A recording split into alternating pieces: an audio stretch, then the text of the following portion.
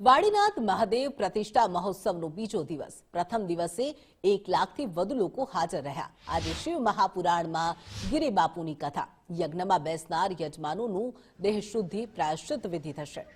સંવાદદાતા પ્રદીપ કચિયા જોડાઈ ગયા છે આપણી સાથે। પ્રદીપ, વાડીનાથ મહાદેવ પ્રતિષ્ઠા મહોત્સવનો આજે બીજો દિવસ છે, આપ ત્યાં છો, કેવા પ્રકારનો માહોલ જોવા મળી રહ્યો છે?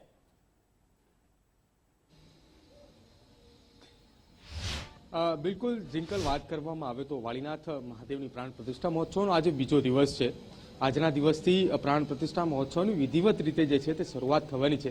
ગઈકાલે જ્યારે કળશ યાત્રા અને પોથી યાત્રા બાદ આજથી પૂજ્ય ગિરી બાપુની જે શિવ મહાપુરાણ કથા જે છે તેની શરૂઆત થશે। વાડીનાથ મહાદેવનું મંદિર જે છે તેને સુશોભિત ફૂલોથી જે છે તે સુશોભન કરવામાં આવ્યું છે।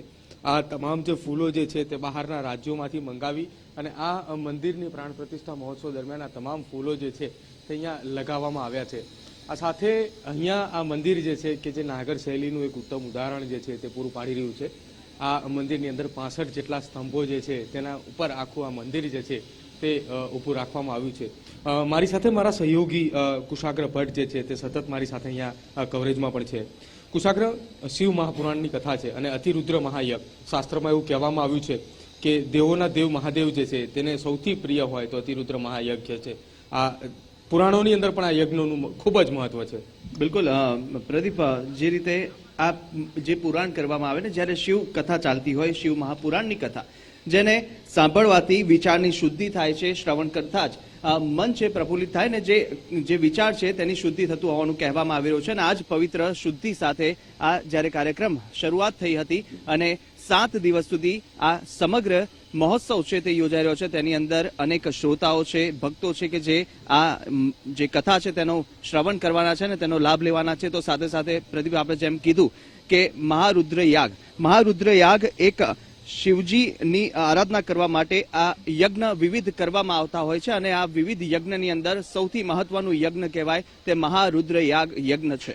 અને આ યજ્ઞ થકી જ અનેક એવી આહુતિ આમાં આપવામાં આવશે કે જેના કારણે અહીંની જે વાતાવરણ છે તેમાં પણ એક ફેરફાર જોવા મળશે, દિવ્યતાની અનુભૂતિ થશે, વાતાવરણની શુદ્ધિ થશે અને સાથે સાથે આ 4 દિવસ જેટલો યજ્ઞ ચાલશે ને તેને લઈને અનેક આયોજન પહેલેથી કરવામાં આવી રહ્યું હતું। અનેક પંડિત વિદ્વાનો દ્વારા યજ્ઞમાં આહુતિ આપવામાં આવશે, અનેક લોકો છે તેમાં યજમાની કરવાના છે અને તેને લઈને મહાકુંડ પણ તૈયાર કરવામાં આવ્યું છે। પ્રદીપ, બિલકુલ કુશાગ્ર, હાલ તો અહીંયા વાડીનાથ મહાદેવ ખાતેનું આ એક પૌરાણિક મંદિર છે કે જ્યાં ભગવાન શિવ જે છે તે સાક્ષાત મૂર્તિ સ્વરૂપે પ્રગટ થયા હતા અને એ જ મંદિરની બાજુમાં એક નવું મંદિર જે છે તે ઊભું કરવામાં આવ્યું છે।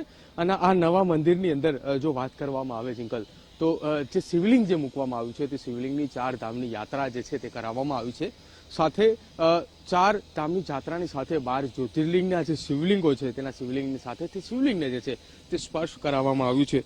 એટલે કે ઉત્તર ગુજરાતની આ પાવન ભૂમિ ઉપર ન પૂતો ન ભવિષ્ય એક એવું અતિ મહારુદ્રી યજ્ઞ જે છે તે પણ થવાનો છે ને તેની સાથે આ મંદિર જે છે કે જે સોમનાથ મંદિરની આબેહૂબ પ્રતિકૃતિ દર્શાવતું એક મંદિર જે છે કે નાગર શૈલીનું એક ઉત્તમ ઉદાહરણ પણ કહી શકાય। જી જિંકલ, તમામ વિગતો સાથે જોડાવા બદલ આપનો આભાર।